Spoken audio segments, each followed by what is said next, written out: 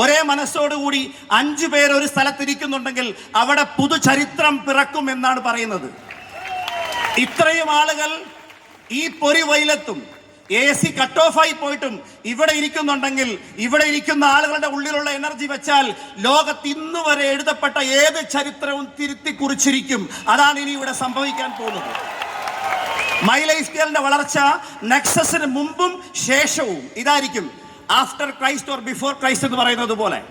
ഞാൻ എന്താണ് സംസാരിക്കാൻ ഉദ്ദേശിക്കുന്നത് വെച്ച് കഴിഞ്ഞാൽ, സർവശക്തനായ ദൈവത്തിന്റെ അതേ ചൈതന്യം എന്റെയും നിങ്ങളുടെയും ഉള്ളിലുള്ളിടത്തോളം കാലം, പുരാണങ്ങളിൽ പറഞ്ഞതുപോലെ അഹം ബ്രഹ്മാസ്മിൻ, എൻ്റെ ഉള്ളിലാണ് ബ്രഹ്മം വസിക്കുന്നത് എന്ന് ഞാനും നിങ്ങളും വിശ്വസിക്കുന്നുണ്ടെങ്കിൽ, ആ ഈശ്വരന്റെ കഴിവിൽ നിങ്ങൾ വിശ്വസിക്കുന്നുണ്ടെങ്കിൽ, നമ്മൾ എന്തു മനസ്സിൽ വിചാരിച്ചാലും ആ വിചാരം പോലും ദൈവം തന്നത് അത് നേടാനുള്ള മുഴുവൻ കഴിവുകളും നമ്മുടെ ഉള്ളിലേക്ക് ഇട്ട് തന്നതിന് ശേഷം മാത്രമാണ്.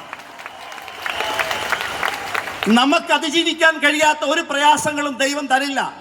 ബൈബിൾ വചനമാണ് സുഭാഷിതങ്ങളിൽ.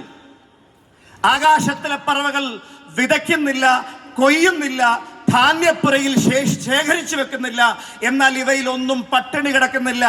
പെറ്റമ്മ നിന്നെ മറന്നാലും നിന്നെ ഞാൻ മറക്കില്ല, നിന്നെ ഞാൻ എൻ്റെ ഉള്ളം കയ്യിൽ രേഖപ്പെടുത്തിയിരിക്കുന്നു, നിന്നെക്കുറിച്ച് എനിക്ക് മികച്ച പദ്ധതികളുണ്ട്, അന്വേഷിപ്പിൻ, കണ്ടെത്തും, മുട്ടുവിൻ, തുറക്കപ്പെടും എന്നാണ് ബൈബിള് ഉദ്ഘോഷിച്ചത്.